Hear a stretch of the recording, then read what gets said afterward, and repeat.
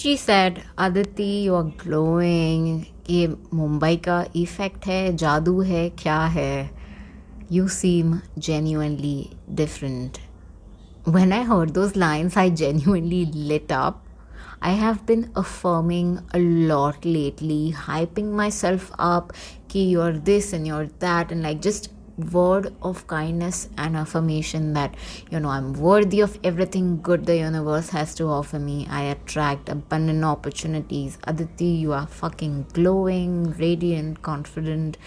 Your business is thriving. You're on the Forbes India magazine cover, like something along those lines. And honestly, I feel like it is starting to also reflect on my social media as well, and I'm more happier and more positive in a certain way. So I would definitely recommend you trying that, just without any doubt. Say a few words of kindness towards yourself and just see the magic happen. I used to also talk a lot of self-hate against myself, that why am I not enough, why am I this fat, why is this certain part of my body this huge, or this क्या बोलेंगे, चर्बी वाला, या वो tiger strips होते हैं ना, basically stretch marks, why do I have that? Like I've just stopped those negative self-talk. I think that's bullshit, and it would just keep pulling you down to the bottom of the well. It's not healthy. That's all I'll say. That's just toxic self-talk. We are not here for that. We are here for peaceful, toxic-free, happy, radiant life, and I hope to promote more of that. You guys, this is not even a joke. I literally fell asleep while editing this episode, and I knew then that I needed to come back to my storyboard, redo it, re-edit the script, and then come back and re-record it. So this is me for the third time re-recording this podcast because of the construction work. The second time did not work out, and then again here I am. What's up, you beautiful people? I'm Aditi, and you're listening to Katbamna Aditi. We talk about anything and everything, past, present, and future, and overthink it all. Yes, we do. Today, I will talk about my recent adventure to this Van Gogh museum event happening in Mumbai currently, and also my struggle to find a balance between my feminine and masculine side. It's the start of February, you guys. I hope you do this check-in and ask, what did I achieve in January? How can I do better in February? I feel like if we don't have a grip on time, we might end up losing the entire year. Can you believe it, even for a second, that we are already in the second month of the year? Like, it's like you blink and you lose an entire month. What? That's pretty clear. Like, January is done, February, we are already like a week into February and a week or two into February, and this is crazy. What I do is I lay out my 3 months in advance. Okay, this is what I want to get done, and then you pivot as you collect more data from the previous month. Okay, this worked, this did not work. So I hope your February ends up being better than January, and you do these monthly check-in with yourself. Yes, now let's talk about my Van Gogh 360 experience. So I believe it was early December when I first heard about the Van Gogh 360 museum. It's sort of an immersive experience where they project his paintings onto like this wall, and the paintings sort of move. So if you all don't know, please do Google Van Gogh. He's a incredible artist and a painter. Well, he's known for his painting. So I became aware about this event like in early December, and as soon as I saw it, I knew the tickets would sell out pretty quickly and I had to get one. So I booked my tickets for January 23rd on December 2nd or 3rd. Like, I was that far in advance. And even like this concept is such, fun and innovative and immersive, and I'm trying to say yes to almost everything that comes my way. This is the year of yeses for me. Like, yes man, if you've seen that movie, you know what I'm talking about. Like, just yeses, more of yeses this year. So, a day before the event, I started to do some research on Van Gogh and his paintings. And I was actually honestly shocked because pehle to I did not know anything about Van Gogh. I just knew about his One Starry Night because he's very famous for that. And when I did some research, I was like, nee, we should know thoda bahut na because I've already paid so much, so thoda pad lete, right? I was shocked to know that he was almost for his entire life he was depressed, and he also had like bipolar disorder. And so when he painted this One Starry Night, he was apparently in an asylum for almost 2 years, and he did like 90% of his painting there. And the biggest like shocking factor, I came to know that he was not even a painter. Like, he started painting at the age of 27, and he was not a painter. And that's shocking fact. Like, some of the, if you think about it, some of the biggest like billionaires have started pretty late in life, and they are that successful. So again, you're young, keep going, keep doing whatever you're curious about, keep doing that. That's what even I'm doing at this point, pursuing my curiosity and passion.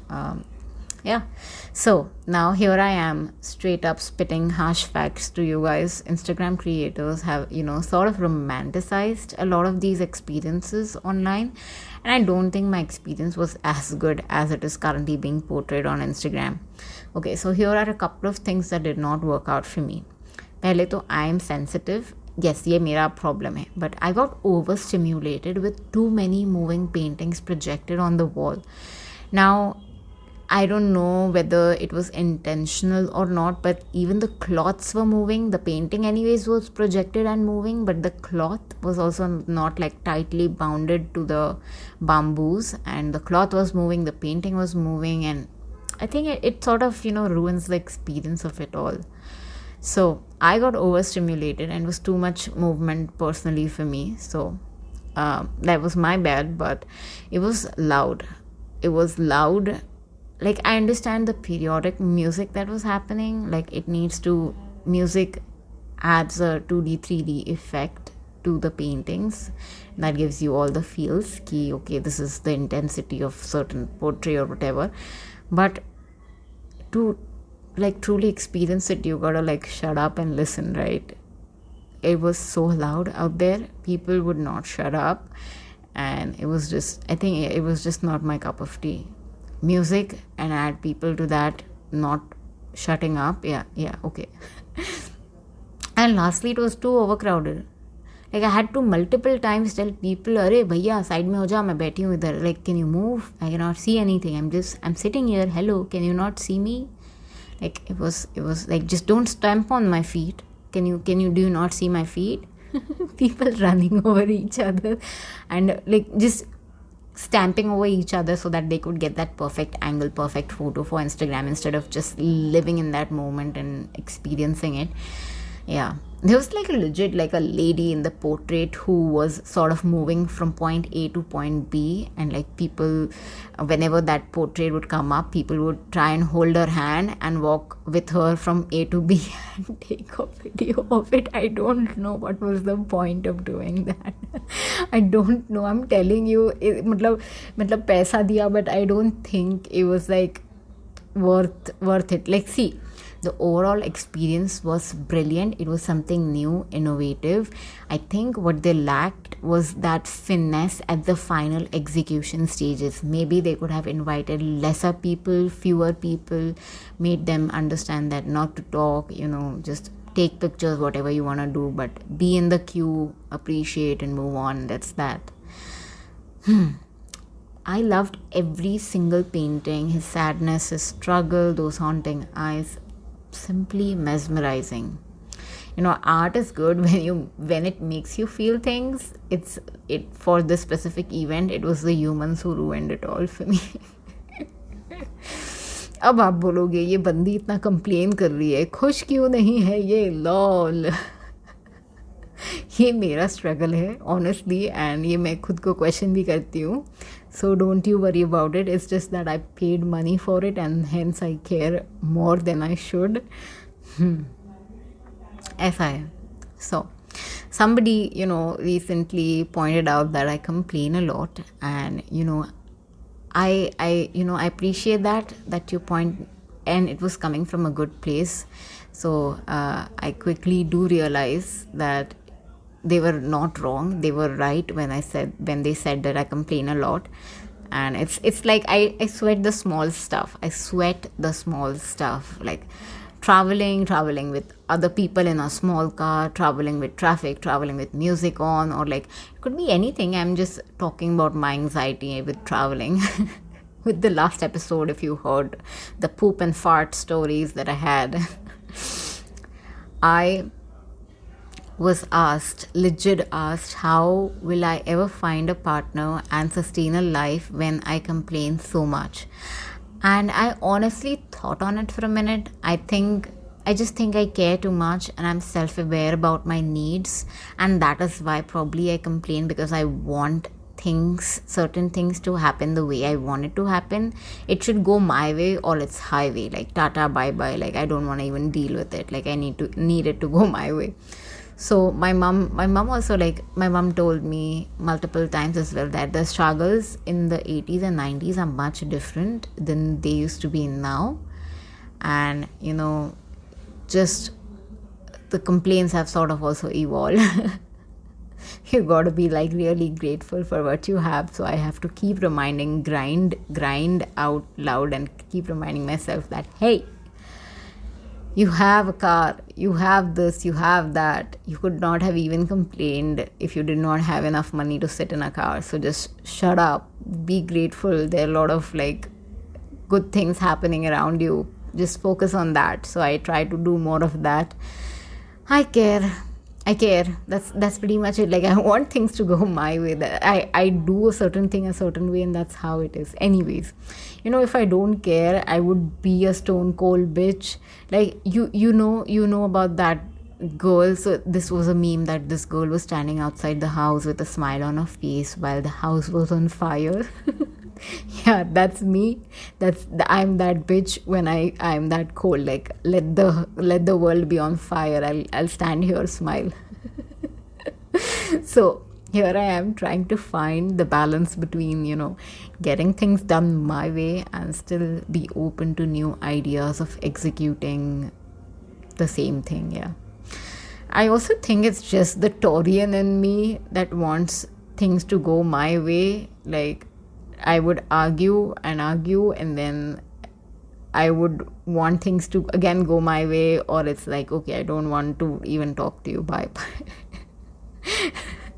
I'm trying, guys. I'm only human at the end of the day. So I think also like being independent and being self-sufficient for so long. So I'm not even able to talk today. What is up?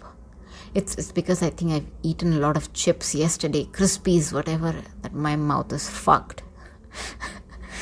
I'm saying I think part of being the way I am is because I've been independent. I have been self-sufficient for so long that I think it has really toughened me up, and whatever I've done it and by myself, and I've been running on pretty much my masculine energy. I think since I turned 23 and I left the house, and I'm about to hit 30 this year in April, FYI. This running on self-preservation energy while on foreign land can sort of fuck you up in a bigger picture. Like it just is. And I don't think if you were a guy, you would be questioned if you do a certain thing a certain way, rather than being a girl. I think that difference is real and out there. I'm just pointing it out. Yes. So also like I've these realizations are real as I sit and write things down. I feel like I'm able to express my heart better than actually saying it out loud. So here I am, yes. So the other day my friend pointed out my clothes, and she said something along the lines of that, this loose jeans and this oversized top is so you, Aditi. Like, I've never seen you in a dress or something more softer, feminine outfit. And that got me into thinking, why is that? Now I understand, I know this judgment was coming from a good place, and she's a friend and she pointed something out that she observed. And again, she was not wrong in any way, she just observed what she saw and she said it out loud. And I was like, yes, you are right. Anyways, any which ways, I was struggling with my masculine feminine energy, and I've never given it a thought until the point she pointed this out to me. Ki, you always wear jeans and top, that's just you. And I got into thinking. Let's just start with that. Knowing what you want is, I truly believe, is the highest form of self-care. Like, you've put a strong boundary up. This is what you want. This is what you want. And then you get that. And that's that. But at least have an open mind. Ki, okay, maybe there's something better out there. But I think it's the highest form of self-awareness and self-care. As I try to find my softest self, my feminine energy, it's been a difficult journey for me to be more curious, more open-minded, saying yes to things that come my way. I've never been that girl, that feminine, that soft, self-caring human who puts herself, her needs first. I sometimes think maybe we were programmed that way because that's all we saw while we were growing up. Our mothers taking care of dads and the other sibling, the other children that are here, and she's just being that level of selfless. It's a lot of unlearning and undoing that is happening for me this year. Like, I'm finally open to exploring this feminine side, this yin to the yang, the light to the dark. This woman that I envision, loves all things luxurious, aphrodisiac, and sensual, good, healthy, nutritious food, great massage oil, body oils, massages, like good physical touch, candles, sexy lingerie, just luscious fruits, and like good stuff. Like, this woman takes good care of her mind, body, and spirit, is what I could say is feminine. Being feminine is all about for me. I also, I wanted to end this podcast by quoting this Instagram creator who puts the term feminine, who explains it so well, the feminine energy. This creator goes by the name Almost Adulting. She said, being in your dark, wild, and feminine energy is when you tap into sensual, seductive, mysterious, and powerful energy. It's for women with high standards and clear boundaries. You are aware about your power you hold, and you carry yourself with confidence. You don't seek attention by being the loudest in the room or by not being able to shut the fuck up, because it's your presence alone that gets you noticed. It's your gaze, it's your demeanor. It's when you'll notice that all the men are chasing you because everyone is drawn to you. So eye contact is your best friend. You don't need to overshare or overly explain yourself. You speak unapologetically. You do not apologize for existing. You celebrate yourself. You set boundaries. You trust your intuition. You know your worth. You walk away with confidence because you are that bitch. Yes, we are. Amen to that. And that's it. This is Aditi. You've been the most kindest, sweetest audience I've ever come across. I truly appreciate you. I see you. Thank you so much for tuning in. I will see you in my next episode. Until then, bye.